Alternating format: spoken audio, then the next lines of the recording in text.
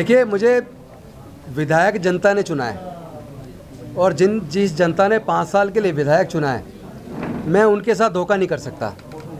रही बात समाज की लड़ाई की, वो मैं पहले से लड़ता हूँ, अब तो और ज़्यादा तेज़ी से लड़ूंगा, पूरे देश में जाके लड़ूंगा। जिस जनता ने लेकिन मुझे वोट दिया है, उनको बीच में उनको क्या छोड़ दूँ। आपको पता है, मेरी विधानसभा में चुनाव के अंतिम दिन देश के गृह मंत्री अमित शाह जी ने पूरा दिन लगाया। उसके बावजूद मुझे पिछली बार से भी 8,000 ज़्यादा वोट, 56,108 वोटों से जिस जनता ने जिताया, मुझे लगता है कि मेरा ये फ़र्ज़ है, एक कट्टर अम्बेडकरवादी होने के नाते मैं अपने क्षेत्र की जनता से धोखा नहीं कर सकता। इसलिए मैं एमएलए की पोस्ट से रिजाइन क्यों करूं? अभी आप इंतज़ार कीजिए। समाज की लड़ाई को लड़ना बहुत महत्वपूर्ण है और समाज जिस स्थिति में खड़ा है, उस स्थिति में मुझे लगता है ऐसे लोगों को तैयार पूरे देश में जाके करना ज़रूरी है और हम पूरे देश में जाके अपने लोगों को तैयार करेंगे। 5,000 वकील हम आने वाले दो महीने के अंदर पूरे देश में तैयार करेंगे।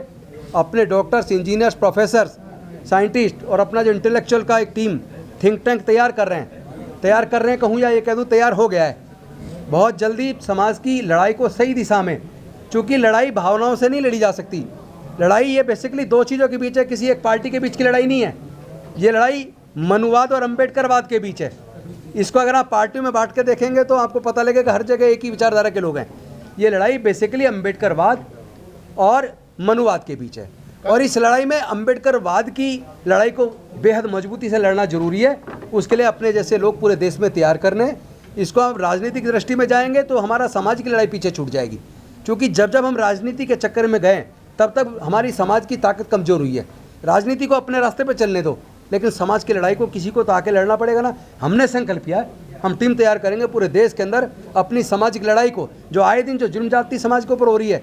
हमारा दिल दुखता है, आंखों में आंसू निकलते हैं, ऐसा लगता है सीना छलनी हुआ पड़ा है।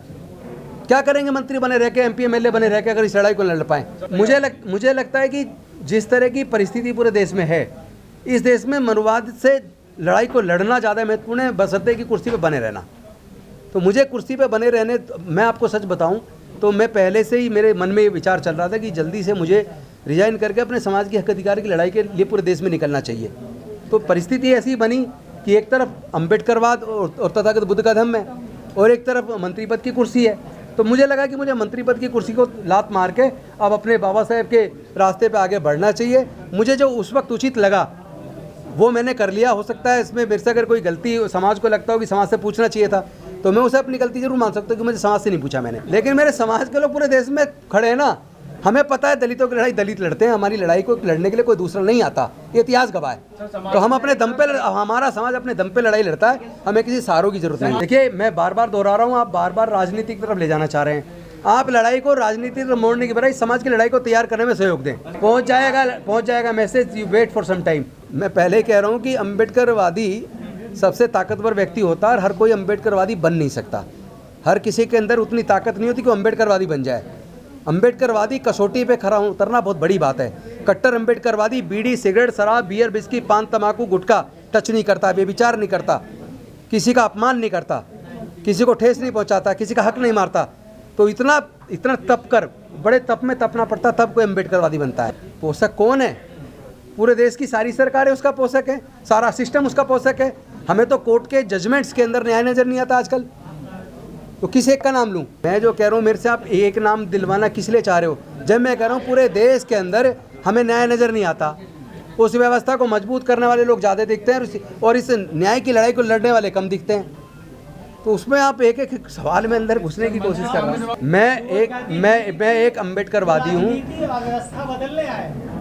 देखिए व्यवस्था बदल जाती अगर, तो हमारे समाज को रोज़ रोज़ जो कत्ल हो रहे ये ना होते।